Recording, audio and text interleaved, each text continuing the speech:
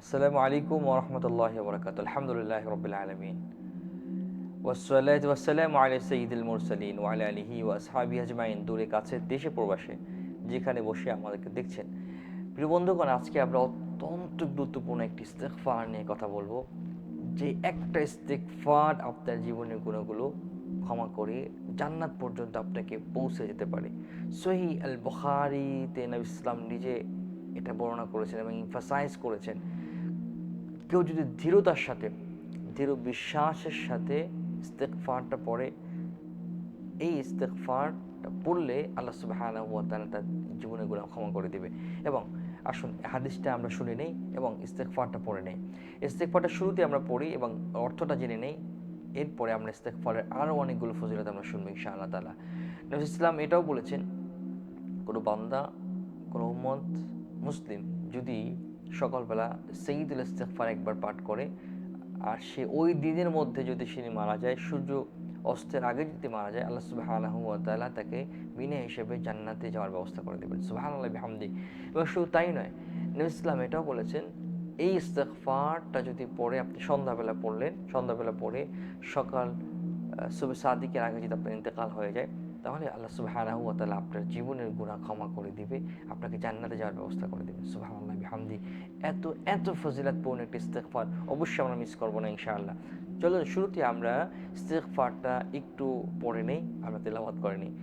ইস্তেগফারটি হচ্ছে, আল্লাহুম্মা আনতা রব্বি লা ইলাহা ইল্লা আনতা খালাকতানি ওয়া আনা আবদুকা ওয়া আনা আলা আহদিকা ওয়া ওয়া'দিকা মাস্তাতা'তু আউযু বিকা মিন শাররি মা সানা'তু ওয়া আবু'ু লাকা বিনি'মাতিকা আলাইয়া ওয়া আবু'ু বিযানবি ফাগফিরলি ফাইন্নাহু লা ইয়াগফিরুয যুনুবা ইল্লা আনতা।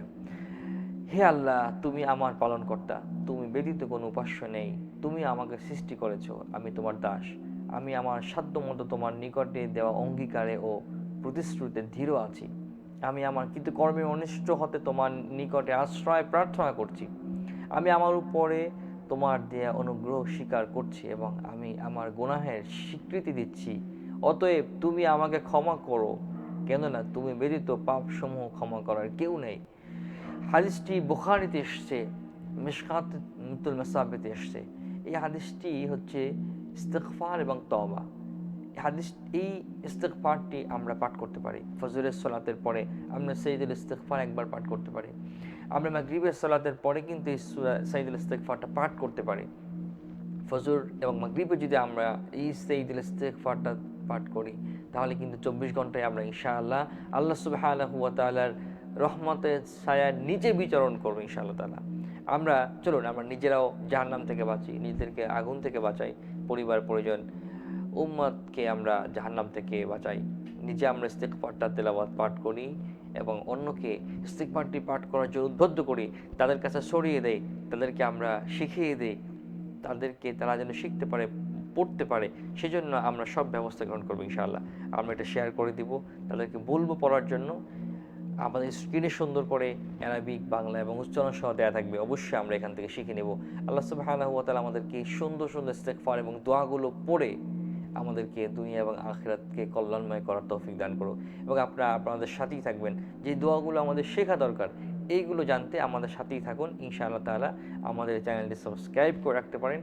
আমরা চেষ্টা করব আপনাদেরকে প্রতিনিয়ত এভরিডে নতুন কিছু ভালো আমল, দোয়া, এগুলো আপনাদের মাঝে, আপনাদের সাথে আলোচনা করার সর্বোচ্চ চেষ্টা আমরা করবো ইনশাআল্লাহ।